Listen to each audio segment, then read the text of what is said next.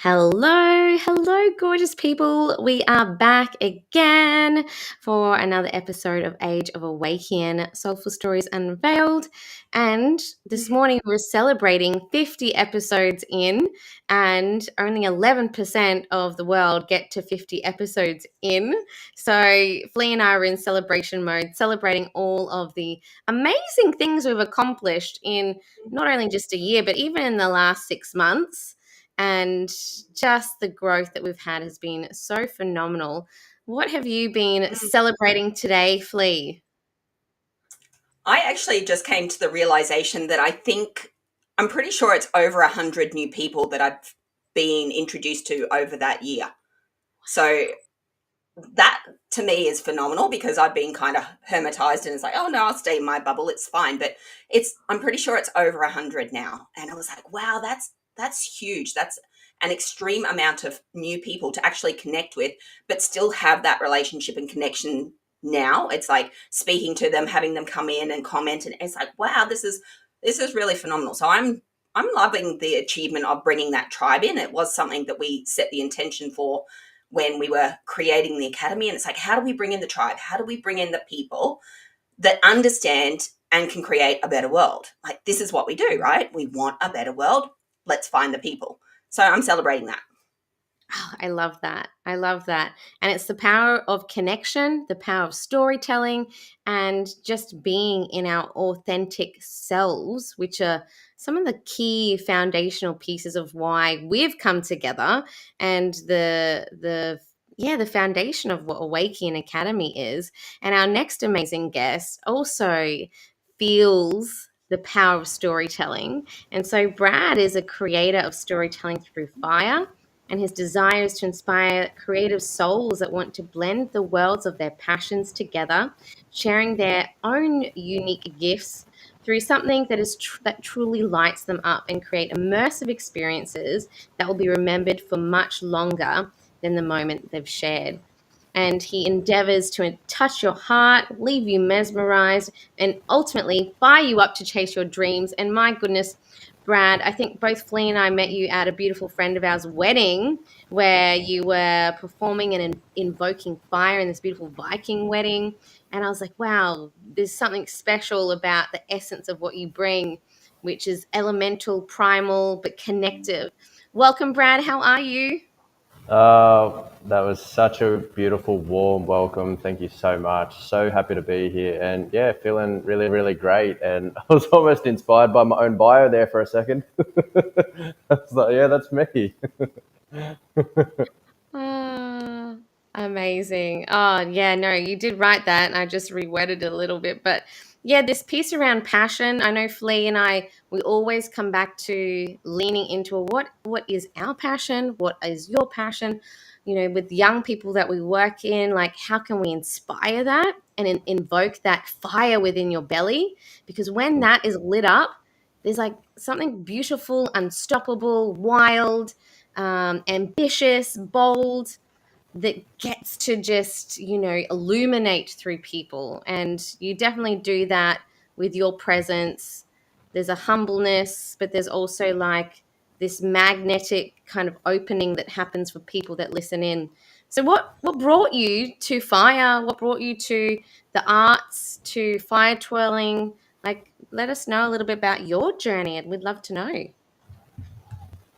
Yeah, so I guess from a early childhood, as a lot of people can relate, I was a firebug. I was just one of those kids that just was always drawn to fire, not knowing why at the time. I was just a little firebug. So I've been drawn to fire ever since I was little. And I remember the first time I saw fire twirling was when I was about 10 or 11 myself. And I was just as mesmerized by it and seeing, yeah, how hypnotic it can be when someone dances with it so elegantly. I didn't think anything of it the first time that I saw it. However, years later, I got a martial arts background, so I just played with a lot of weapons. And after about 4 years, picking up quite a number of weapons, but it was very structured. And I wanted to be able to have a little bit more fun and be a little bit more creative with it rather than being in a combative sort of structured one way sort of style. I wanted to freestyle and have a little bit of fun. So at some point in time, I ended up seeking out a teacher to just teach how to spin the different weapons in certain ways. And then found out later on that he was a fire performer. And I was like, well, I'm already spinning all these weapons around. I may as well put them on fire and start doing the same thing. Yeah. Such a cool way to look at it, isn't it? It's like, oh yeah, well, I'm already doing it. I'll just light it up. Add another layer of risk and the challenge, I guess, that we were speaking of before we started. It's like that. What else can I do with this? Yeah. Interesting. Yeah. And well, for me, my journey for at least 12 months to a year and a half, it was actually my form of meditation, because before I actually started performing for other people, it was a way of me just connecting with me. And I got reflections for so many people if they were lucky enough to witness it, whether it was just at a friend's birthday because it was just a gift. And they're just like, you really need to start performing. And I was like, I'm not interested. It's for me. Like, it's me connecting with me to connect with the essence and be in flow, and a form of meditation to just get lost in something that I can't explain and just be in flow. And I guess at some point in time after 12 months, 2 years, it just clicked a little bit. And I was like, even if I don't enjoy this, I can still make the decision to go back and just have it for me anyway. So there's actually no losing here. If I choose to be a performer and get paid for it, which I may as well, if I'm doing it anyway, I may as well get paid for doing what I love. But the reason why I didn't, one, it was my form of meditation and connecting with me. And two, I thought that if I started performing and doing it full time, then I would lose the joy out of it. And I definitely have not done that. So I'm really glad that I did start. And if at any point in time things change, then I get to allow it to just be my own thing again. But for now, I'm loving the journey that just keeps on forever unfolding with doing it. On that note of losing that enjoyment, have you ever been challenged by anyone that's hired you where you sort of went, oh, that actually didn't feel like I would liked and I don't really want to do, like, have you ever experienced it? I know as an artist, like, that kind of does take a lot of, I guess, your self-confidence in, like, being micromanaged to a degree. Like, have you ever experienced that with your type of art? So this is probably the perfect timing for this question. In a nutshell, no. But I actually just got back from the weekend, which was a Living Free festival that about 1,000 people attended. And I've been so lucky that my target market / everyone that I've been able to perform this for has been small, intimate crowds that are like-minded and have a deep reverence for what I do. And because it's smaller crowds, they can see the essence that I bring and the magic that I deliver. And it's so much more than performing. It's an expression of my soul. And when it's intimate, then people actually really get to receive that. However, this was the first time that I performed at a festival in front of 1,000 people, and it was just offset to the stage of musicians. And there was sort of two things. One was it almost made me feel like I'm a backup person, like they're the main gig, and then I was backup, and I was like, oh, I don't like this feeling. I haven't had this before. I'm all for it, and also I didn't like the feeling. And the second part was because the musician is the main set, they would do a song and then they're having their spiel for 10, 15 minutes where this song came from and XYZ. And so I had to light one prop, do a prop, and then let them have their spiel, speak for 10 minutes. So it ended up being an hour and a half and only performed for 10 minutes. But because of all the in-betweens of them sharing where their songs came from, and I sort of just felt like I was standing there just looking a little bit silly, because fire is one of those things where if there's nothing and then you bring fire, the crowd just is instantly drawn there. So if I light up a prop, then everyone's attention goes there. And then when it just stops and then there's no fire for 10, 15 minutes, there was just a lot of like stop and startness. So I definitely just learned that I won't do it for performances or musicians. Like it'd have to be more, I guess, like for DJs where it's just I get to be in the constant flow for that. Just I only need that 10, 15 minutes anyway. But yeah, to answer your question, that's the first time that I've felt a little bit off about it. And I've been Yeah. really lucky that for the most part that hasn't happened. Yeah, interesting reflections.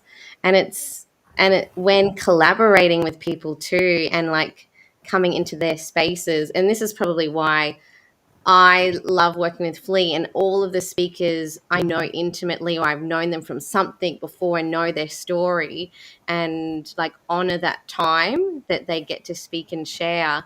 And you were just on our recent summit, which was amazing to have you close our Saturday opening night. But yeah, that intimacy there, everyone there was just like so in it. Even we were in a car park outside the amazing House of Alchemy, and we actually had like strangers walking past that just stopped and were mesmerized, like you said. But all of the people, like the like-minded people that were there, were just like talking about you the next day, going, wow, that just really anchored into my heart. And like, again, it's the memory, but it's not just of that moment. It's like the ripple effect that it gets to ignite throughout people. So what a cool learning experience, like in being in space with other people that have other focuses, and for yourself to kind of know your artistry and explore what that feels like, and know, well, when you're in flow and alignment, there's a more impactful way for your connection to hit the audience. And I think all of us learn in really similar ways, when we put ourselves out there. And it's like, all right, well, the next big stage then, it's going to be something different, and I'm going to call in this, and it's going to be this, and not have that disjointed feeling. And I know even with our summits, some, like, we've been lucky, we've had a lot of beautiful flow, and people have been like, how's the order going to go, like what's going to, and naturally I just, Flea and I just trust what happens, and I start ordering things, and then when we do the processes, there's just this beautiful flow of trust that comes through. And there's artistry in that too. Absolutely. I'd love to share something that just came through because I think it'll be beneficial for the audience as well.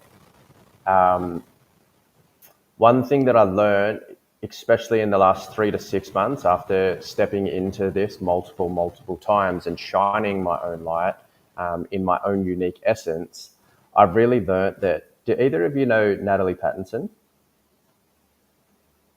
Yeah, so she's big, bold, got a strong presence, and for myself, I love her to bits. And also, for a moment there, I thought that was how you needed to be a leader For anyone that doesn't know, like she swears a lot. She's so confident in herself. She's loud. She's very opinionated. But yeah, she's just got a massive heart that just wants to change the world.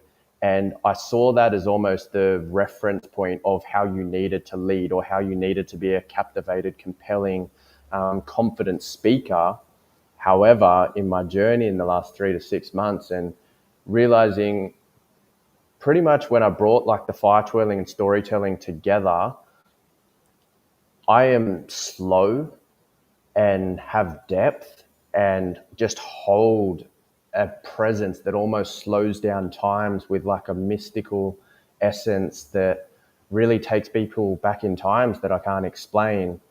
And that's really highlighted for me that being a leader doesn't actually need to look like a certain way. You actually just need to find your own unique essence in how you want to own your stage. You don't need to be big and bold and loud and all of these other things. Yes, they can absolutely help, and it's actually beneficial to find your own way, how you show your own light, because there is no specific way to own a stage and be memorable.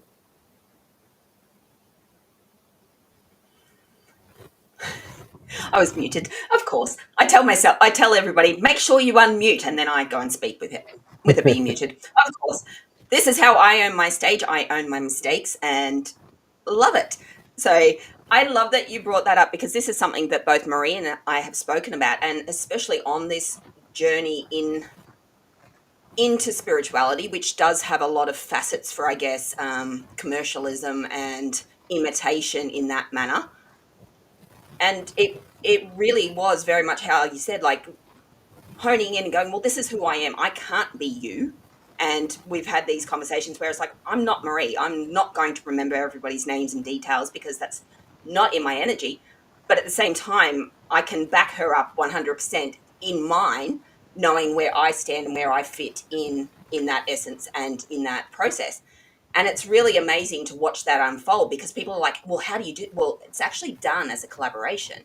It's Mm, Everything is done through this process of, like, really knowing this is, like you said, what I do best. It's my desire, it's my craft, and how that complements and fits with other people is that knowing and that depth of understanding that we get to share. And that's exactly what you brought, was that leadership. And so many people was like, I was just like mesmerized. I didn't know where to look. It was so intense. And I'm like, okay, I'm glad. I thought I was the only one. I'm like, it's a bit like, oh, it's like a lot of energy there. But it's very true, like that captivatingness when you're immersed in what you're doing. Like, it takes you to another realm, and we experience that with other speakers as well, like beautiful Maitri. When she sings, it's like she's said it, it's off with the angels. It's not her anymore. And that mm. really is that heart-led experience that you deliver, and a lot of other people as well. And it is that leadership. It's like, I'm leading from my heart, and that's all we really need to do. Yeah. Yeah. It's for me, as you're speaking, it's almost authenticity is it speaks volumes, being the highest frequency that anyone can exude. And I think that that's why it is so heartfelt on a soul level, is because authenticity can't be faked. So as soon as you're stepping into your true essence and showing up as all of who you are, and you're not trying to be anyone that you're not, that's why people feel it so deeply. Mm, Hmm. so true. What's that I love it. card, please? What are the cards that have I popped was up? wondering how these were going to unfold, because I was looking at it going, this is a very, like, feminine type of spread. I was like looking at the energies. We've spoken about flow a lot and going into that essence of creativity, which is all that Empress is, that feminine nature. But it's the truth seer as well. It's seeing the truth in what you can do, what you can experience. I think Mm, at the start of your presentation, you said, like, there's plenty of fire twirlers out there, but you know, there's only one me. And that experience is that feminine essence. It's the nurturing the seeds of the soul, and that depth of courage it actually takes to embody that, to go within the heart and let the love begin. It mm, allows all of you to be all of you, without any need for comparison or judgment. yeah. So powerful. And that authentic piece of just letting that exude out. Yeah, people feel it. No matter what field you're in, like literally before this meeting, I was in another meeting with amazing older men with my husband as well in the metal industry, coal industry, train, like a whole other field that I'm not a part of. But it was like connecting at that heart-centered place of connection and feeling their passion for change and growth and and I was very open sharing all of the beautiful things that I've created with Felicia and what I see in education, and also claiming all the things of being a feminine embodiment coach and author and all the things. And they just were like, yeah, okay, I feel that from your heart. I'm like, cool. And you just get to be yourself and doors just open, and it's like, okay, well, we want you to kind of speak on this and this for future things. I'm like, all right.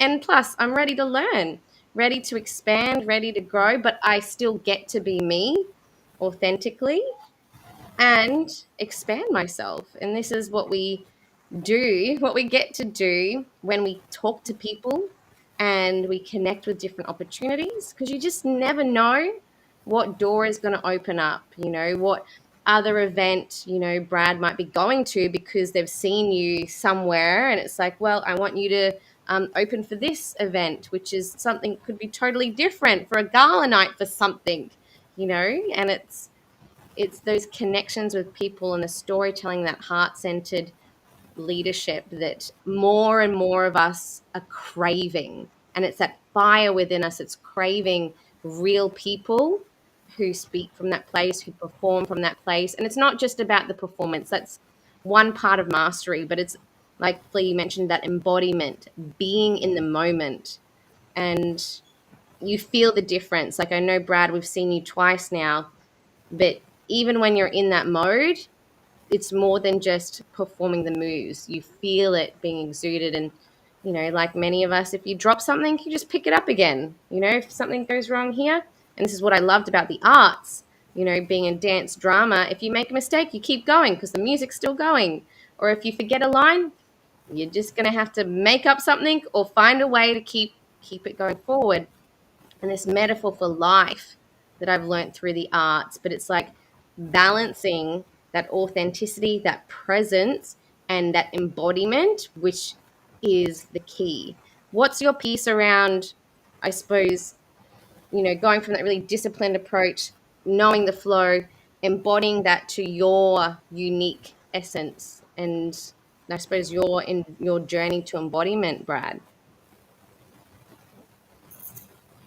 Can you ask that in a different way? You're just asking how do I go from a structured way to an embodied way? Is that what you're asking? Yeah, so I suppose like your process of um, really allowing your craft to just be you. Yes, you can have things choreographed and planned and all the things, but when you're in the moment, allowing yourself to be embodied in that moment, like what's that process like for you? Does that help? Yeah, yeah, absolutely. That helps a lot. So it's quite funny that you asked this as well, because I've actually only recently partnered with Energy Entertainments, and I will now be having choreography throughout my performances. So ever since I've started my fire twirling journey, I've actually always freestyled because I've got a deep level of trust in myself that I've learned the skill set. And so what you're asking in relation to allowing myself to be embodied, I just have such a deep connection with fire that I actually, before performing, I just ground myself in. I look at the candle myself and just create a connection with fire itself and just ask. And I set the intention for fire to channel through me and move in the way in however it's meant to, for this performance to be mesmerizing and captivating and remembered for so much longer than this moment that it's actually performed. And I just set that intention every single time. So the fire just moves through me. And I've often heard from so many people that the reflection is you turn into someone else when you perform. And I feel the exact same way within myself. I feel like I would just be in this reality, and as soon as I step on stage, I'm stepping into someone else, and I go somewhere that I can't explain, and then I come back to reality as soon as the performance is finished. So to answer your question, I feel like I just embody the essence of fire so deeply in that way.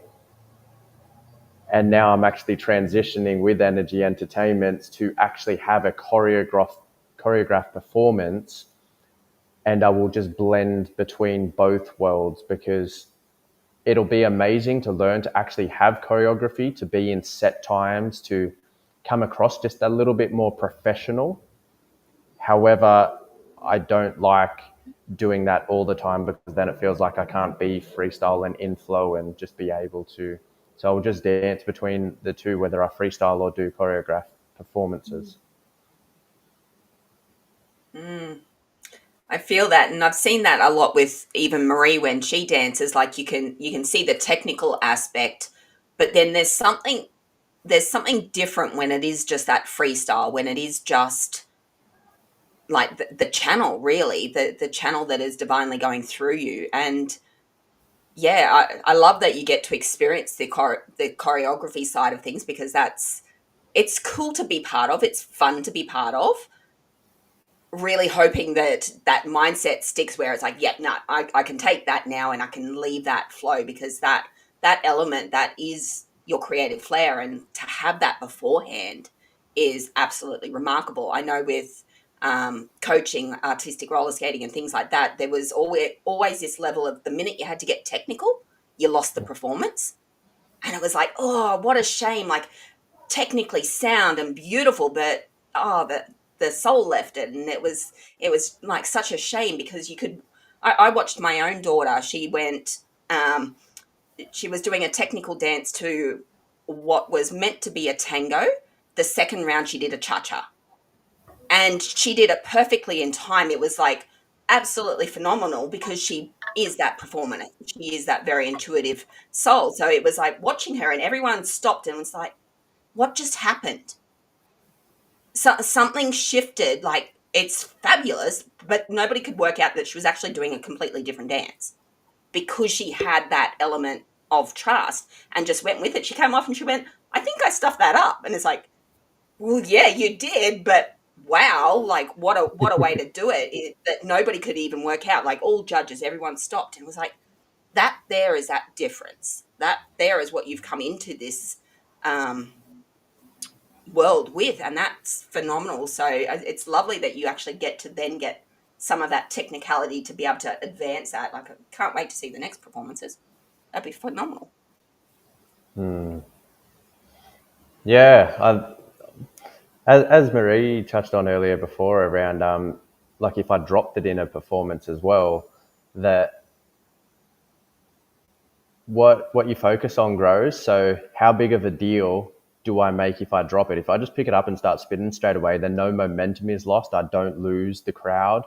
If I just pick it up and start going and pick up where I left off or make the rest up, then no one's lost. No one doesn't focus on that. It's almost like they don't even remember that I dropped it. However, if I drop it, make a big deal about it, swear, carry on, stand there for a second and try to remember where I should be up to, then such a big deal is created, and then the crowd is lost, I'm lost, and then the whole moment is lost.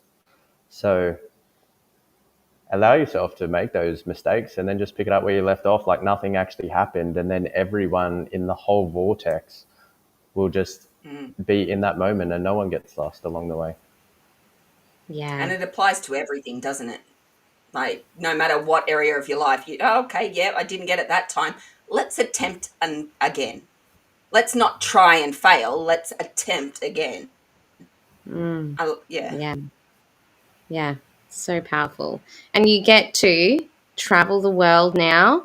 I know you've traveled a little bit. So tell us a little bit about your journeys and travels with fire, and where it's taken you already in I suppose, your evolvement of this essence and this gift that you have.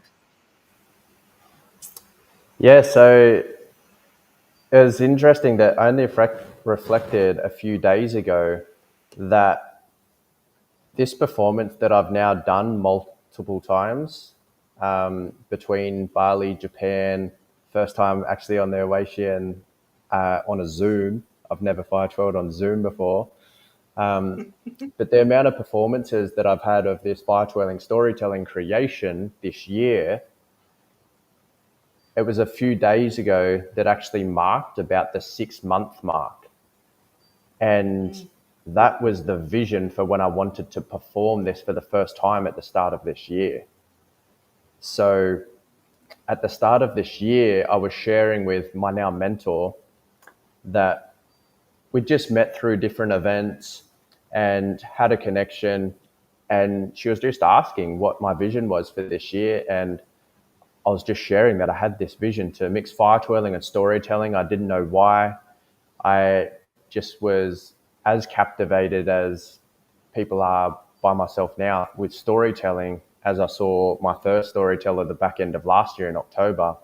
I've never seen 150 men, and some quite big, scary looking men, be so captivated by one man sitting at the front of his stage with a drum and just sharing a mythical tale, which was in relation to men's work and men's initiation, telling the story of Iron John. However, I've never seen that many men so drawn, locked in to one person. So I just knew at that point in time that I was going to do something with storytelling out of curiosity. And it was the start of this year that I knew that I had the vision that I wanted to mix fire twirling and storytelling. And yeah, then as I was sharing it with my now mentor, she's like, that sounds epic. I want that on my retreat. And I was like, sweet, when's your retreat? She's like, in 3.5 weeks. And I was like, did you hear the part how this was a 6-month vision for me? I don't know how to play the drum. I have not written this story. It's just a vision. And I don't have any choreography. She's like, great. See what you can do in 3.5 weeks. So in 2 weeks, I wrote the story. In 1 week, I somewhat learnt choreography. And 2 days before flying out, I read it for the first time multiple times before actually flying out to Bali. So a vision that was 6 months got turned into 3.5 weeks. And it was by no means perfect or what I had envisioned, but 6 months compared to 3.5 weeks, like I take my hat off to my damn self.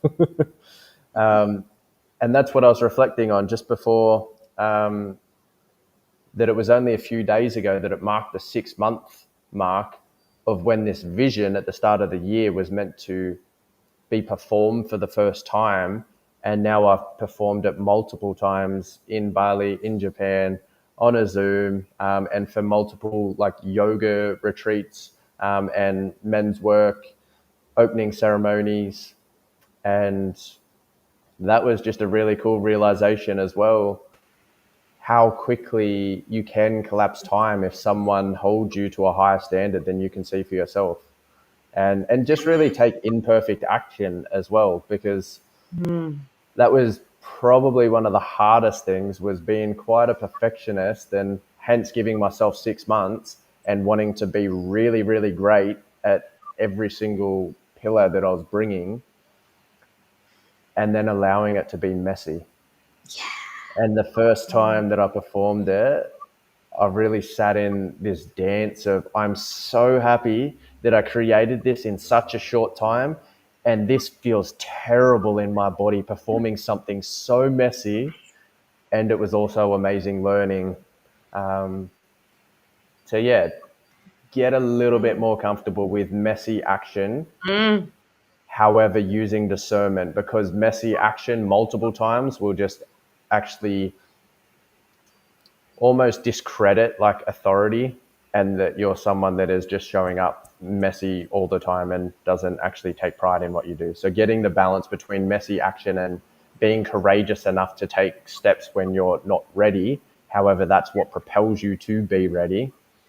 But also not doing it enough that you actually hold yourself to somewhat of a standard within yourself that you still are credible and integral to what you do share. Celebrating you so much because, yeah, this is the power of manifestation and quantum leaping, right? And it, as you were just sharing that last bit, it took me back to last year when Flea and I were talking in the car, and I was like, we need to do summits. And Flea's like, oh, okay. Um, yeah, cool. What are we gonna do?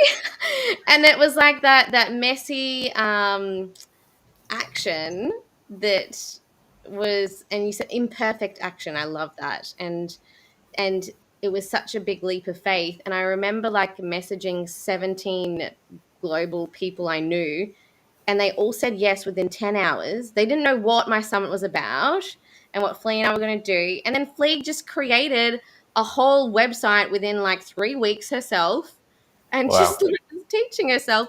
But it's this piece about being courageous, and then you refine. And I like, we were just celebrating obviously before we jumped on this one here, like look at what we've created in such a short amount of time. And every time you hone in, you perfect, you learn, you seek advice, you seek the feedback, you find other ways to support people and the growth in ourselves and each other in that. And yeah, just celebrating you, proud of your journey, proud of our journey. And like we just get to celebrate each other more when we share stories like this, take the messy big leaps of faith and just jump on in. And I know Lee was like, what are we doing, okay, well, I'm doing it with you, I'm jumping in with you. But you know, how did you find that process, Flea, now that you can reflect on that, Oh, based on what Brad was sharing with these pieces? as you just said that, I was like, actually, in that, remember, I didn't even want to speak. I was just going to be in the background. I wasn't going to be anywhere on the screen at all. So I was like, oh, okay, yep, we've done this. And then I think it was like 2 days before or something, my daughter had gone, why aren't you doing any of this? And I went, what do you mean? And she's like, well, you're creating it. Shouldn't you be doing it? And I went, okay. And then I've gone to Marie and went, I think I have to speak. And she's like, yes, of course you do. And off we went. So, and here we are. I think I've done multiple now. It's like, well, okay, what am I speaking about? I don't know. It just comes. I'm very much the same. It's like, okay, I planned my diagrams, what I spoke about. No planning. What comes out is 100% weird and unusual. And when I listen back, I'm always like, wow, who is that person? That's not me. Like, I Mm. don't remember saying any of that. I don't remember sounding like that. I don't remember standing like that. It's like, that's a different person. So it very much is when you just trust and let go of any expectation, it just unfolds and it just gets to be the beauty that it is, which is lovely. It's lovely to connect with people and to, be able to share stories that I never thought anybody would care about. And it's like, wow, this actually inspired you. Wow, this actually made you, fly across the country to be in the presence. Like, that's the power of story. That's the power of connection, of coming together and sharing our creative flair and what we love. And that's what Awæcnian Academy all stands for and why we created this. So the reflection is phenomenal. It gets to be whatever we choose for it to be and expand in so many different ways that some of it's incomprehensible. That was incredible. That was, for someone who wasn't going to speak, that was awesome. And I just banked like a whole heap of things that you shared, because there was a lot of things that I was going to touch on from what you shared. One of the main things was, because I'm actually creating a 4-week storytelling course, and it's for specifically entrepreneurs that are already in the space that are just providing value, but they don't actually think that their story matters.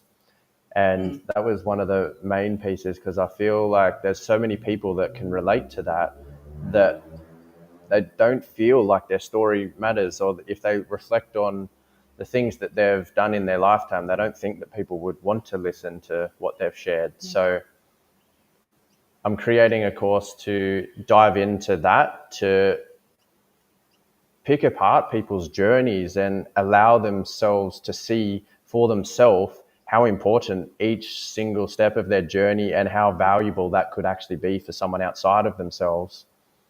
We'll circle back to one of you because there was two other things that I was going to circle back to, but I've gone a mind blank. But I definitely just wanted to touch on that piece, that everyone's story matters. And yeah, if it comes to me, we'll circle back.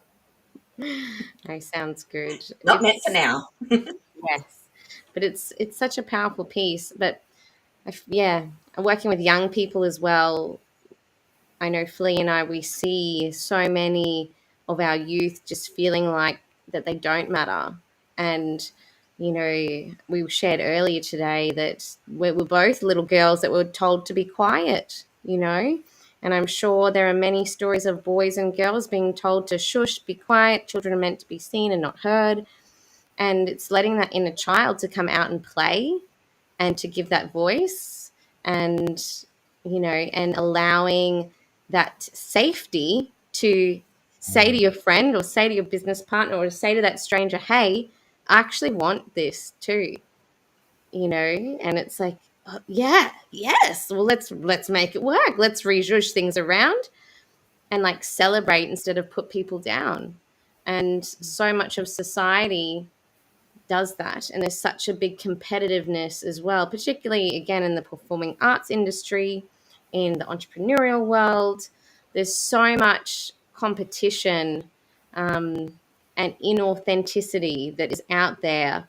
So when people are discerning who to work with, whether it's listening to a summit over here or listening to this podcast or choosing a mentor to work with or a retreat to go on, it's like discerning who you connect with at a heart level, and you feel that authenticity and allowing that safety to be created. And I know that's something that we do exceptionally well in creating connection, safety, trust, through conversation, through chats, through like actually getting to know people. And beautiful Dominique in Canada, who we had on as one of our guests as well, she's been on two of our summits. She's like, just stopping to say hello to the person serving you coffee, looking them in the eye and going, how are you? And actually waiting for an answer and creating that safety of, I'm still here and I'm still listening. So what you have to say matters. And Yeah. I think that's an important piece for all of us. And yeah, I think touching on that, like realizing how much that can actually impact someone's day as well, because how many times, I guess, in general, for the people listening, and this actually happened to me yesterday. I was having a little bit of an off day yesterday, and I was in my head for a little bit, and I was just going to get dinner. And I just bumped into an old friend that I haven't seen in about 12 months. And he just greeted me with the biggest smile. And he's like, I've seen what you're doing, bro. It looks awesome. You're traveling the world. You're crushing it. You're doing this and rah, rah. And just greeted me with the biggest smile and instant like state shift of me, whether it's feeling sorry for myself or just being in my head or feeling just feeling not amazing. And someone just giving you presence and energy and genuinely being so happy for you, and how much that can just make someone's day. So for other context, if you're doing that for a stranger and as you shared, just genuinely and look someone deep into the eye and actually hold presence instead of asking a question and not allowing them to answer before you've even asked another question, so you're not actually listening, it really can change someone's day. It really, really can. Celebration. And also, while I do remember, one of the other things that I was going to circle back to, Flea, was when you were speaking about flow before, and that you can create and plan, you can plan until the cows come home. However, what I've come to realize, and I'm not sure if I've actually shared this with you yet, but when I do my storytelling side of things with the fire, I have a theme that I follow, and that is very broad. It is virtually exploring the light side and the dark side of fire, and a way that fire came to earth. And I actually tell it different every single time that I share it. So I don't necessarily have a fire story that I'm telling every single time. I actually have a theme and a concept, and I'm going to explore those themes because it's what fire has told me to do. But I actually tune into the essence of fire itself every single time before I perform, and I tune into the energetics of the crowd, and I'm like, what do these people need to receive from this transmission? And I just allow myself to be a channel for whatever needs to be shared, and it is perfect every single time. Because there's been times where I've felt like whether it's a bit hazy or a bit blocked, or sometimes even gone a little bit dark, and I'm like, should have I shared that? Was that? And people come up, and at the end they're just like, that was perfect, I really needed to hear this, and the way that you intertwined this into it. And it's like, great, I haven't done that before and I didn't know how I felt about that, so I'm glad that it was received really well. And yeah, so in relation to you, Flea, just always go in flow. You can keep on planning, and as much as you've got a level of structure, I can't plan. roll with, yeah, just allow yourself to be a channel, because it's always perfect for the people on the other side of it. And they don't know the difference between what's planned and what's not anyway. You're the only one that knows what is actually Yeah. there and what you're actually sharing as well. It's that I higher love power. how you just I love how you describe that as just that broad theme, because that's very much what it is, except for me, like, it's my diagrams.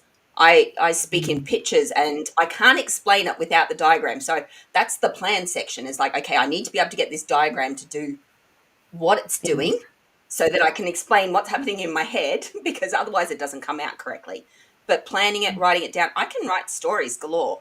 They change every single time I go back to add to it. It's like, nope, okay, that's not it. No, there's more. I can take it from this angle, that angle. So I have really learnt to do exactly what you do. It's just that broad theme. Okay, I'm talking about energetics. Why am I talking about energetics? For the point and purpose of understanding how to get into that higher vibration quicker, how to release the anxiety and the trauma and the density in our body from our triggers and from the things that keep us in that lower energy. And for me, the only way to explain it was with a diagram, because it came to me from literally looking at the ceiling fan. So it was like, okay, if I'm looking at a ceiling fan, I can't walk around with my ceiling fan and go, see how the angles are different and this and that. I could, it'd be kind of interesting. You'd set But yourself apart from the crowd. yes, Just walk it's one on of those stage with your things. ceiling fan. I think Yeah, this the piece concepts are around, always there, aren't they? yeah, totally. And I think this piece around what both of you have touched on is like, when you're in that mode, something takes over you, you become a different person. You actually become your higher self, spirit, soul, whatever people want to call it, comes online, which is still you. And it's like when you channel that place, there is this essence, there is this divine intelligence, artistry, creative force that comes through your voice, your body, your creations, that just gets to go to be online in that moment. It's like, well, how do we then bring more of those moments into the reality, into our daily lives, where we just get to be that part of ourselves all the time? And it's through these explorations of what lights us up that we get to feel that essence.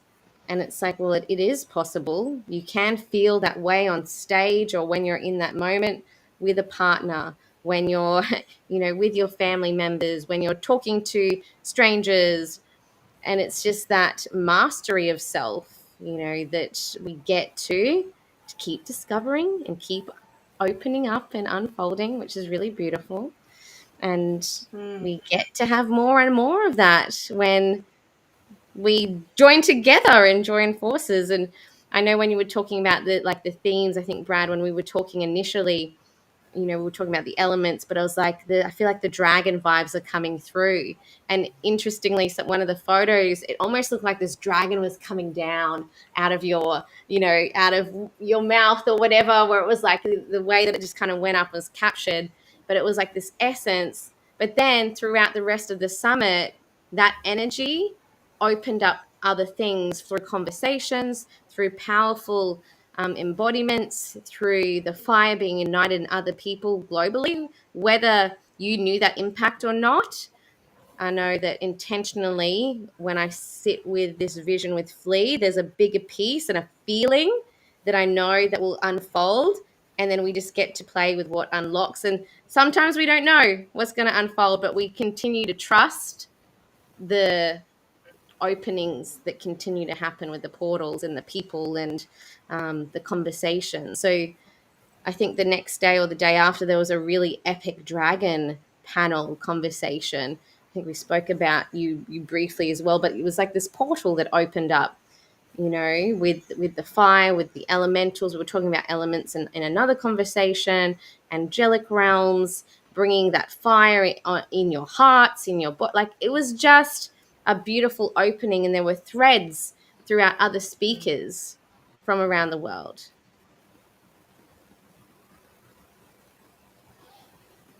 Epic. That's, yeah, incredible. It's always amazing the ripples that you don't know that you have that are the most magical. And it sounds like, even from your side, probably maybe not knowing the ripple that you both are having for each and every single time that you show up, creating things like this, creating the summit, and for a lot of the people that are watching online, and all the messages that are probably actually left unsaid as well, because how many times have you reacted to something and then not actually expressed it to that person? So I think that it's really important for people, when they do have anything that creates a moment of, like, to actually share that with the people that have created that. So yeah, I really love that you touched on that as well. Mm-hmm. Powerful. That awe, that sense of awe, it's the aha moments. It's like, yeah, again, comes back to the inner child, where when we look at children, they're always in awe, like, oh my God, look at those stars, or look at that color over there. It's like, can we bring more of that in our adult lives? And imagine if more of us were like in that awe, and yeah, acknowledging, thank you for acknowledging the ripple effect as well, because it's so lovely to receive that and to be reminded that it does actually have an impact. Because I know sometimes in this busy world, you're like, am I really making a difference? When you're having an off day, or when you're, feeling the feels of being human. And it's hard sometimes. Absolutely.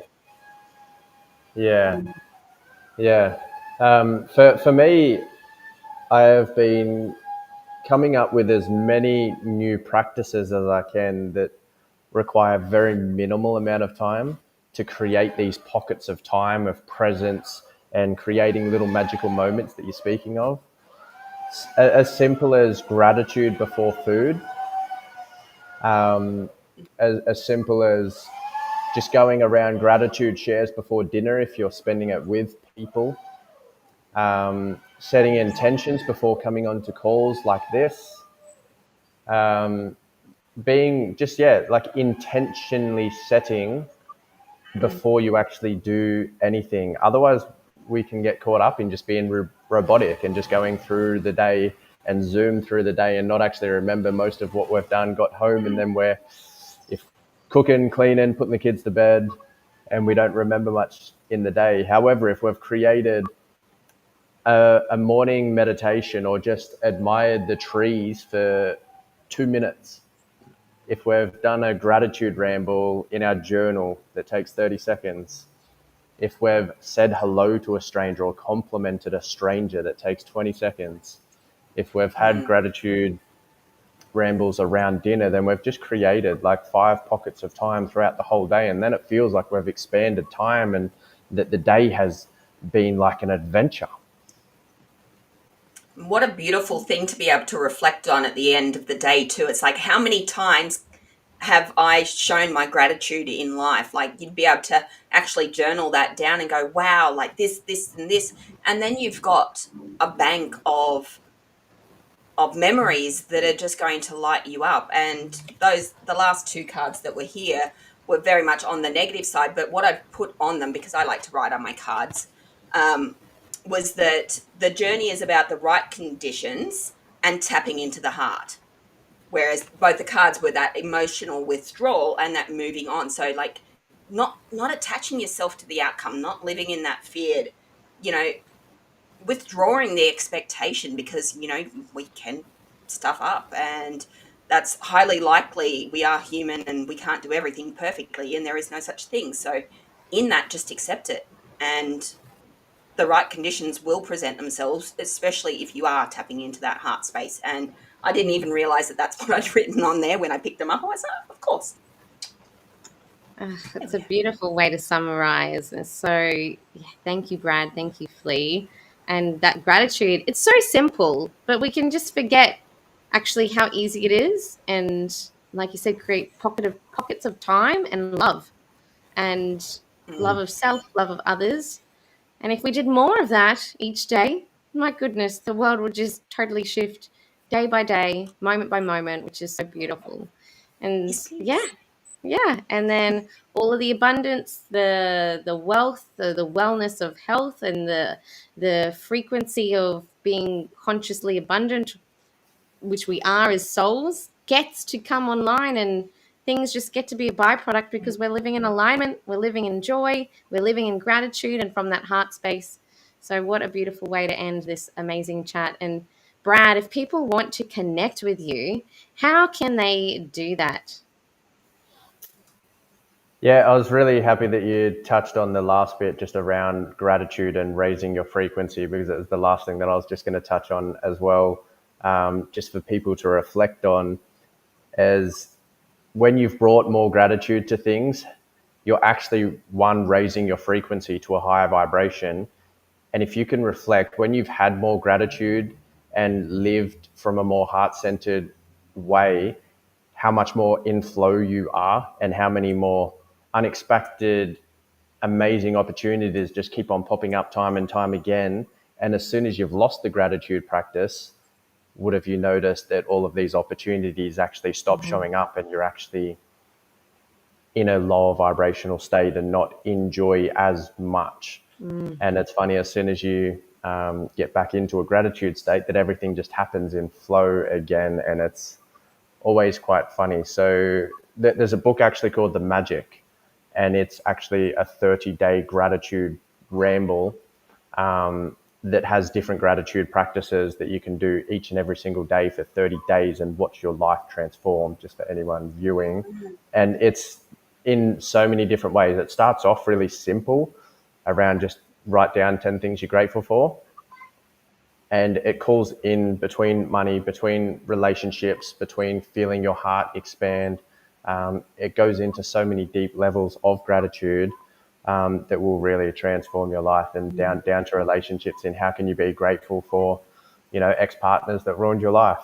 And when you can find gratitude in that, Yeah. then you will just raise your frequency to such a high vibrational state that you can really find the joy and gratitude in everything that you do. Mm. Yeah, it's so So powerful. Yeah. where people can find me, I'm mostly active on Instagram, and my Instagram handle is Brad_inspired_creative. Amazing, amazing. We'll share that in the chats. And folks, you would have seen some of Brad's reels on Awæcnian Academy's page. We're going to be sharing his amazing performance coming up soon. We had some issues sharing it live because we were outdoors and we've just been editing. So we'll get to see some of Brad's magic as well. And stay tuned, folks, because, it's such an amazing spectacle, but also heart centered experience that get to just light you up and inspire you. That's the Brad Inspired Creative, which is amazing. So, feel free to contact Brad if you want him at your next event. And folks, if you've loved chatting with Flea and myself and all the guests that we've had, and you want to come and work with us either on our next summits or come into our beautiful programs, we shared our soul map sessions with Dominique earlier today. Check us out at www.awæcnianacademy.com. We've got 3 more summits coming up. There's one in September that Flea is hosting with amazing Fernando. There's a mum summit in October and a youth summit in November. So if you want to be involved, come and check us out on the website and connect with us, and we'll chat with you soon. Thanks, everybody, for your time today, and we'll chat with you soon. Bye, guys. Bye, everyone. Send.